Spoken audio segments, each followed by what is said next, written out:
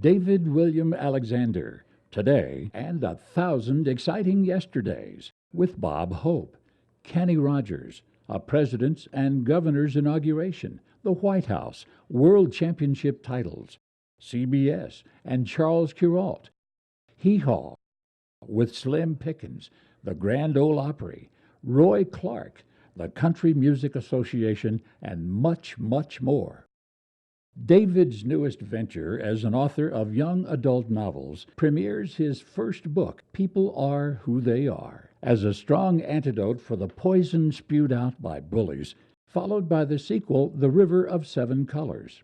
Please join me as we step back in time to revisit David's phenomenal life and career, establishing a strong foundation for his inspiring novels and his incredible gift to motivate people to discover their true purpose in life. It all began in 1954. David was born into a loving Christian home in the shadow of old Grandfather Mountain, nestled in the highest peak of the Blue Ridge. Surrounded by those he adored, David's talents and creativity thrived. At the end of each day, he was on his knees as his mother read from the Child's Story Bible. The Word of God came alive, fueling his imagination to even greater heights.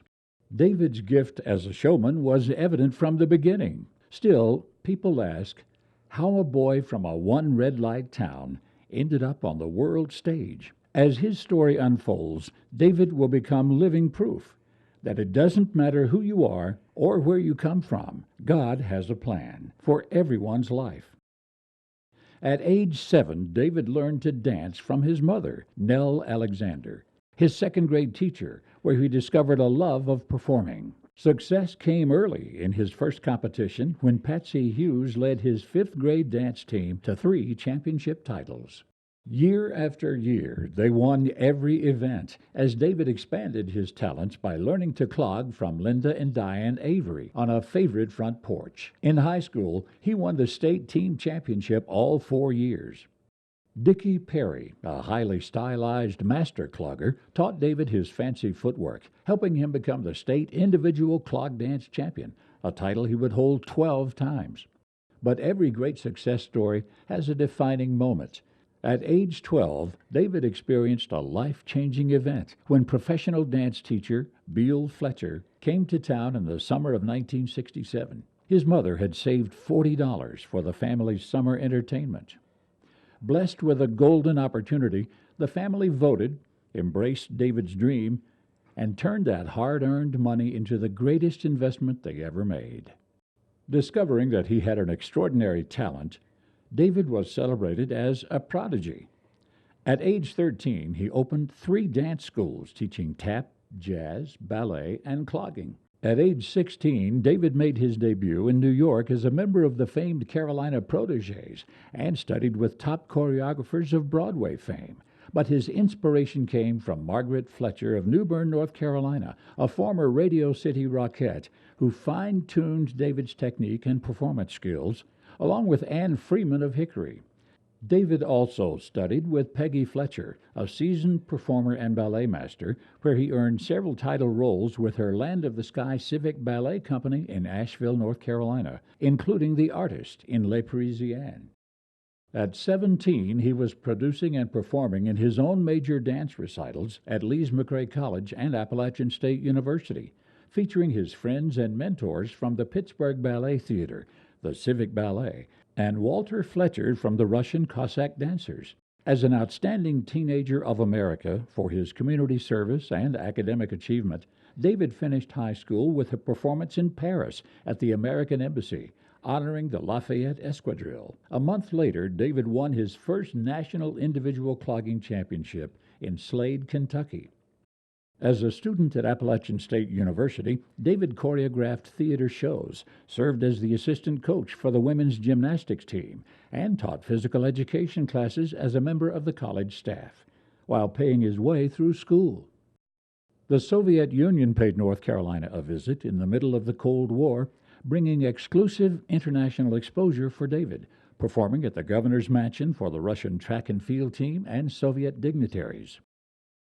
This event led to a command performance for the Soviet basketball team, after word spread throughout the sports world in Moscow regarding David and his unique troupe. An invitation to tour Russia soon followed. In August of 1973, David and his mother traveled to England, where he represented the United States at the International Folk Festival in Sidmouth. Returning home, Nell Alexander had the pleasure of hosting former Miss America, Maria Beale Fletcher, in her home for two very special dinners. As local celebrities, David and his mother were always selected to represent their corner of the world, from being photographed with new bear cubs at Grandfather Mountain to being advocates for the rich history of North Carolina's folklore. When Hugh Morton became involved with David's career, the opportunity of a lifetime came when they were billed as the greatest halftime show on earth, provided by their friend C.D. Chesley. 6 minutes of nationwide exposure changed their lives forever. It catapulted them into the national spotlight, touring for the next 9 years. Their first fan letter stated it was the best show they had seen since first owning a TV in 1941. Nationwide appearances continued, including the 1974 NCAA Basketball Championship in Greensboro.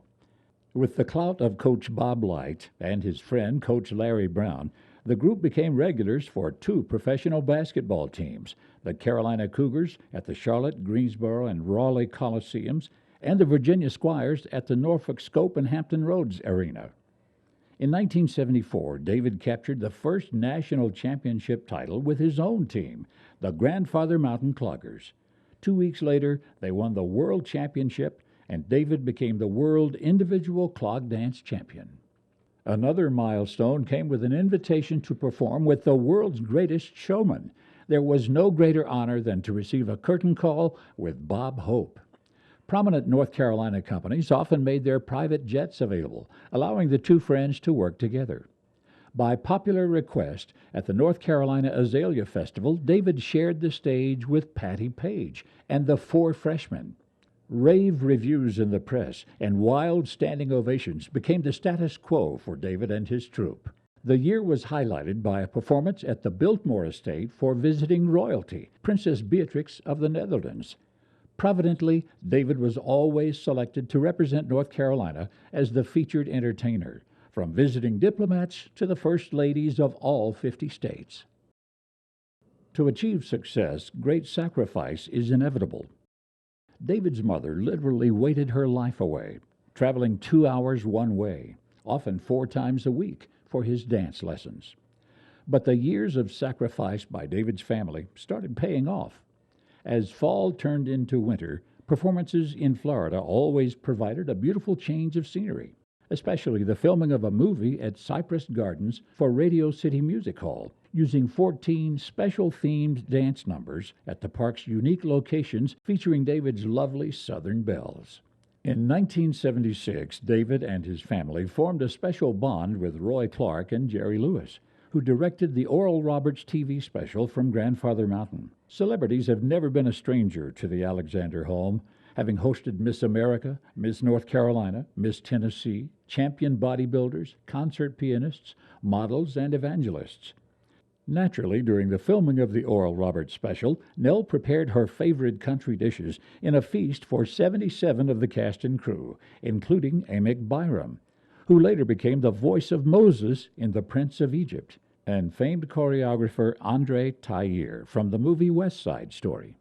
Performing for President Gerald Ford one day and being featured on national television the next was no more important than dancing with a favorite aunt at the home place, where everyone was excited about a personal invitation to perform on the Jerry Lewis Telethon in Las Vegas, along with Frank Sinatra, Ronald Reagan, Elizabeth Taylor, and Cher.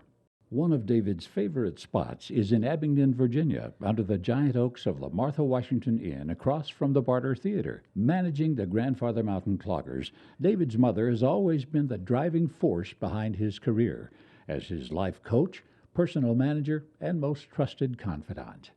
Appearing in commercials for Coca-Cola, David saved the first $2 he earned as a special token. Performing in New York every summer, he enjoyed having vocalist Angela Petrie, a super talent from Raleigh, accompany them on tour. At Oral Roberts University in Tulsa, David sailed effortlessly through the air for a special concert and a basketball halftime show, thrilling the sold-out Coliseum.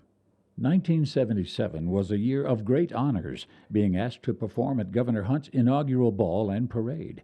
North Carolina's own son, actor Andy Griffith, served as the master of ceremonies for the inaugural ball, featuring a command performance by the Grandfather Mountain Cloggers. David also represented the state of North Carolina at President Carter's inauguration. Arriving by the governor's private jet, their appearance in the president's inaugural parade was immortalized with a half-page photo in Newsweek magazine, along with an article in Time. This honor was followed by a performance for 10,000 screaming fans at the inaugural ball. Labeled as the hit of the event, the headlines read, "North Carolina Cloggers Captivated D.C." In Florida, they enthralled their audiences at private clubs like the Rio Mar Bay Yacht Club in Vero Beach, the Ocean Reef Club in Key Largo, and the ultra-exclusive Everglades Club on Worth Avenue in Palm Beach, performing back-to-back with Bob Hope. They also headlined at the Bellevue Biltmore Hotel in Bel Air in their stunning Gold Room. From Bob Hope to hot dogs at Knightdale Elementary for teacher Angela Petrie, David's group always took time to share their talents, encouraging young people to follow their dreams and strive to accomplish their goals. They always received cards and works of art from the lives they touched. David also impacted educators at conferences as the featured speaker, like the workshop for The Exceptional Child at the University of North Carolina, Chapel Hill. David gained further recognition as a pioneer in breaking the glass ceiling, which limited the opportunities for the hearing impaired, paving the way for deaf performers to take the spotlight on the national stage. His work was recognized by Charles Kuralt, and David was featured on a 20-minute segment for the CBS show Who's Who, highlighting his extraordinary accomplishments of training a totally deaf dancer to perform with his national touring group. The ultimate honor came with a special invitation to perform at the White House. Once again, Governor Hunt sent his private plane. Winding their way up to the White House was an experience in itself as they watched President Carter and the First Family arrive on Marine One. David's performance went viral, appearing on the front page of almost every newspaper in the country. The day included an extraordinary private tour and dinner at the White House. Even the press had a love affair with David and his dancers, posing the question, what has 8 heads, 16 legs, comes from North Carolina, and can dance up a storm? Why, the Grandfather Mountain Cloggers, of course, who frequently appeared with the Blue Angels and the Thunderbirds at the same events. With Nell Alexander at the helm, her genius captivated agents, directors, and producers all over the world as a tough businesswoman charting the path of a rising star. As a result, David and his group knew no bounds, performing for international corporate visionaries like Pierre DuPont and the World Business Council at the Homestead in Hot Springs, Virginia, where they were praised as representing what they would wish for all American youths. As a 5-year-old, David's favorite show was To Tell the Truth, always standing in front of the TV set, pretending to be the mystery guest. At age 22, Goodson Todman Productions featured David, stemming from a feature article that ran in the New York Times. The trademark phrase that had been resonating in David's soul for 17 years brought a smile to his face when he heard Joe Garagiola ask, "Will the real David Alexander please stand up?" When the curtain went up for their first appearance at the Grand Ole Opry, David felt that he had come full circle. Making 17 appearances on the Opry, they solidified friendships that have lasted a lifetime. The general manager, Hal Durham, considered Nell Alexander as one of his closest confidants. Always an Opry favorite, they received wild standing ovations and a curtain call, which temporarily satisfied the audience's demand for more. As a part of the traveling Grand Ole Opry, they became close friends with the Oak Ridge Boys, going all the way back to their roots as a gospel group.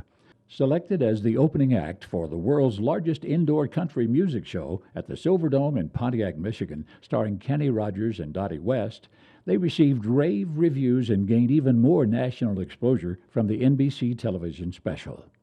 But eventually, all roads lead back home, where they were honored to perform numerous times at the Tartan Ball for the Grandfather Mountain Highland Games. The annual event is under the excellent leadership of Thomas Taylor, his lovely wife Sheila, and their son Thomas Jr. Steeped in rich traditions, the hosts for McRae Meadows are Harris Prevost and the Grandfather Mountain Highlanders Pipe Band. Born and raised a stone's throw from the meadows of heaven, David and his brother grew up playing amongst the rocks and tall grasses of McRae Meadows.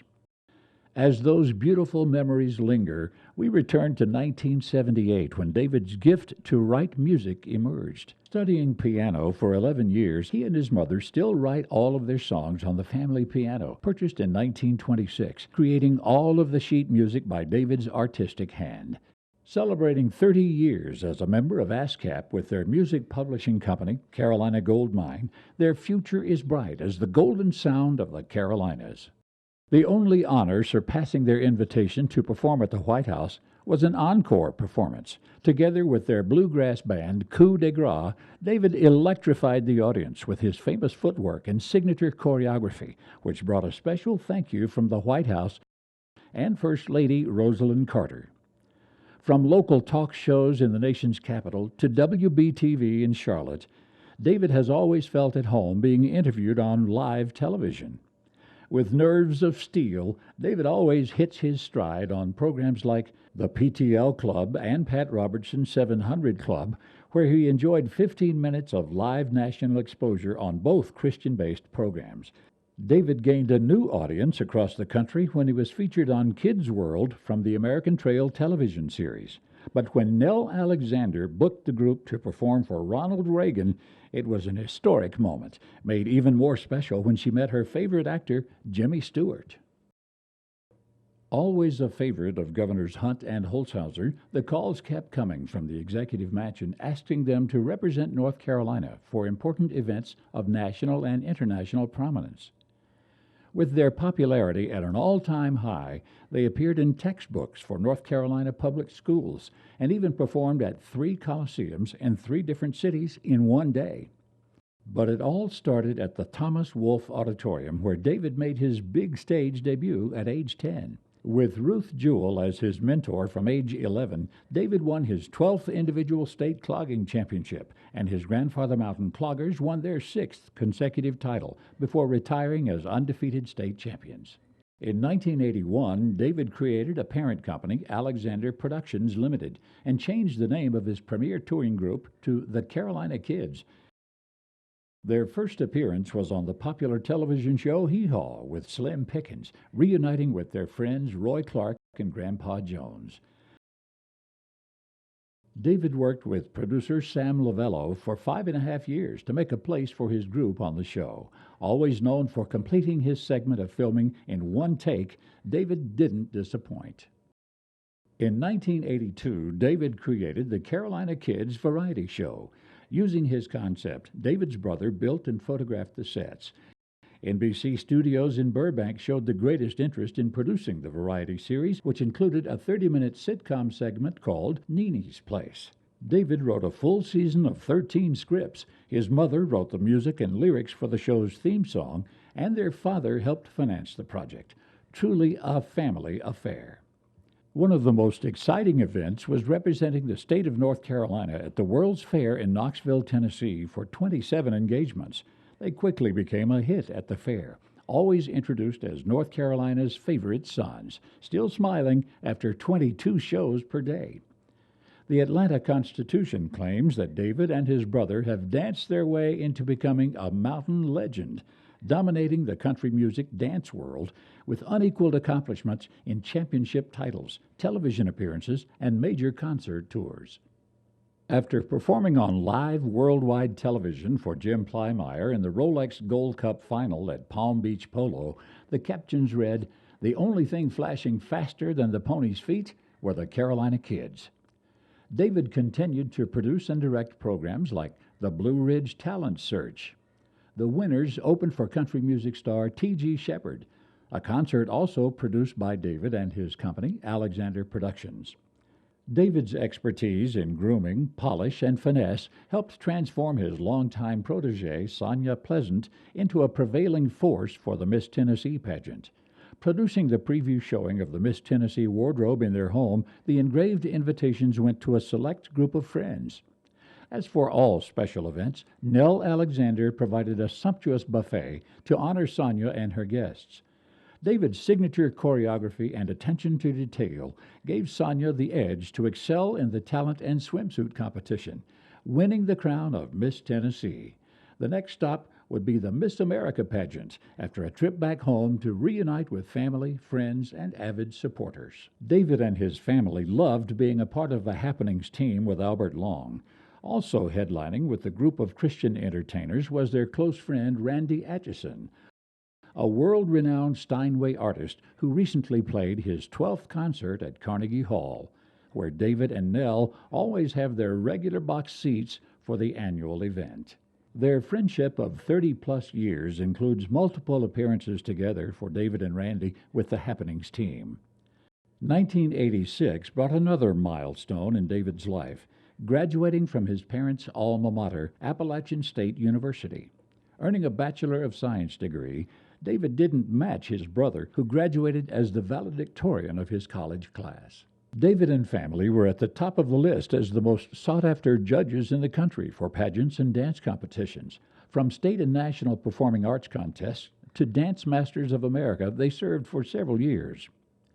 After David's retirement from touring, segments from his days on Hee Haw reemerged on television as Hee Haw Silver, showcasing great times with friends: Barbara Mandrell, Gunilla Hutton and Barbie Benton, Misty Rowe, and one of their favorites from the show, Jeff Smith.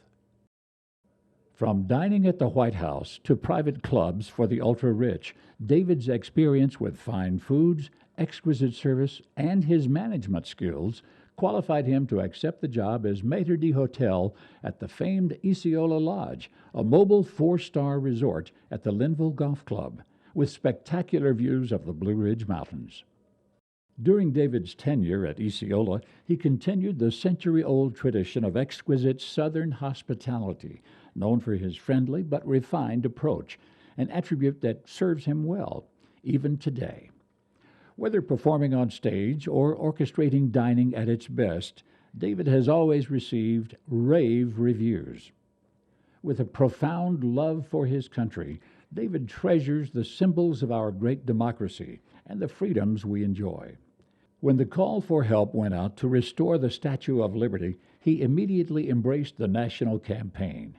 In 1986, David recorded Lady Liberty for the centennial celebration, opening the door for membership in the Country Music Association.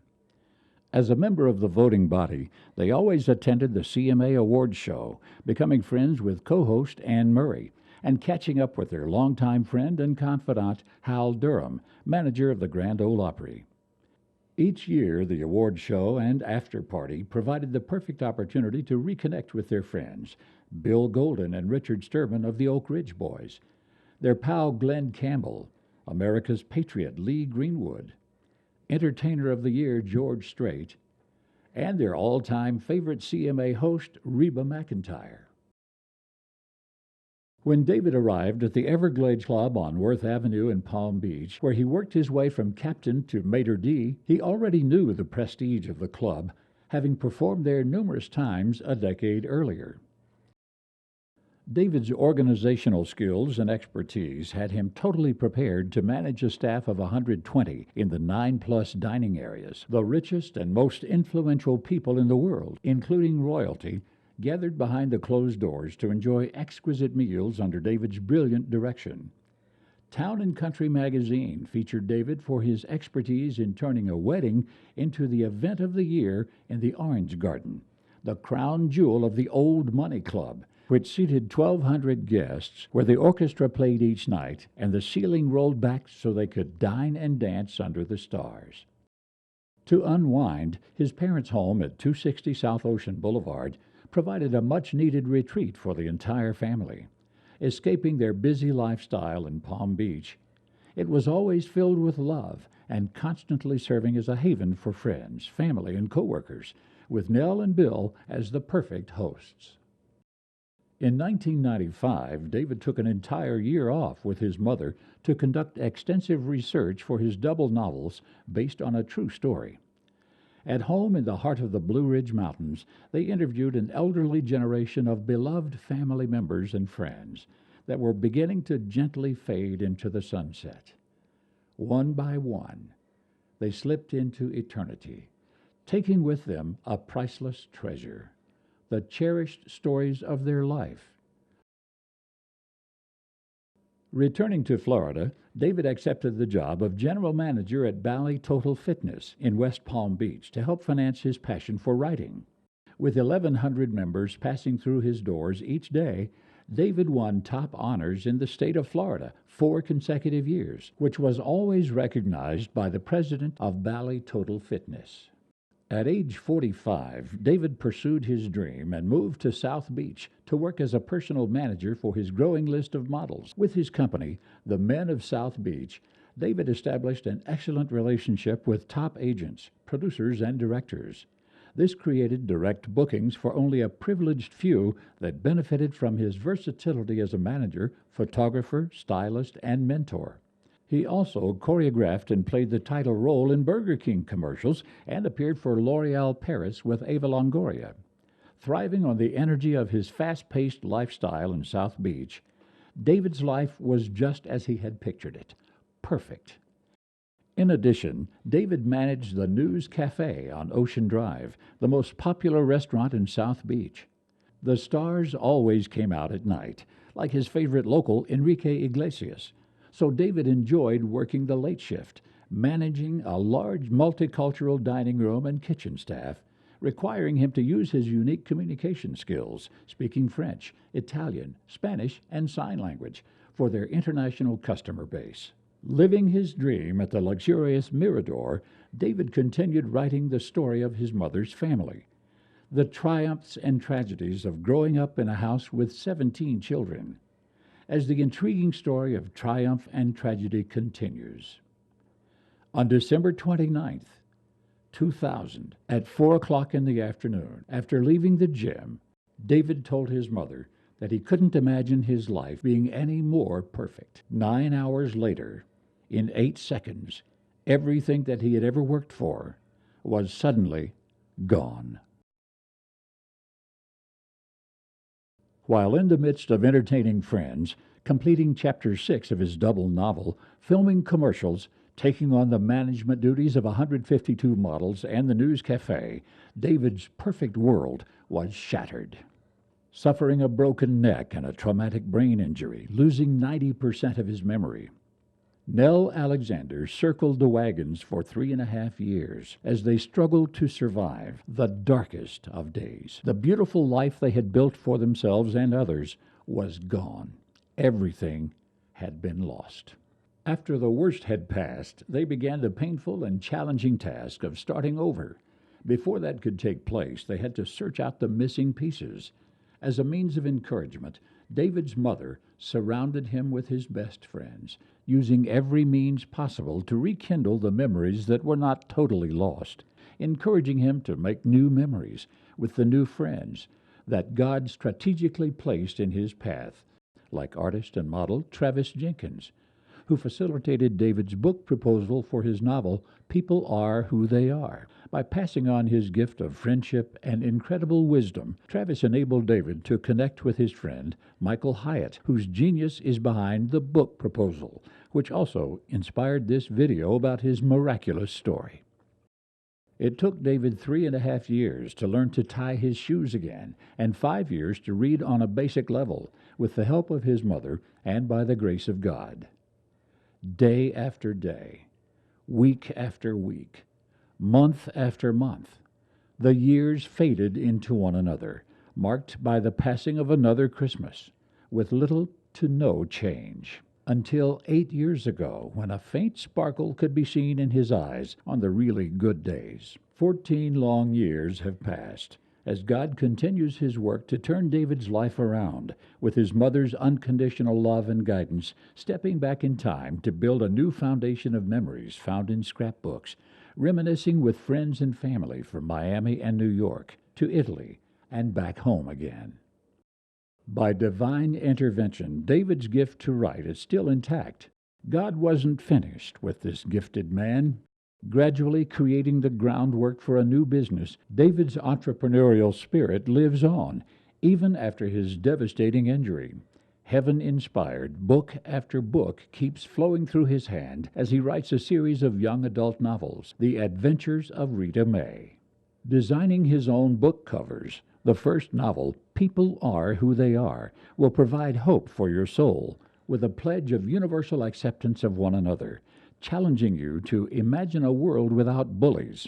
All of the books are wonderfully illustrated by Luis Agudelo, a gifted artist who brings Rita May and her cast of characters to life under David's direction.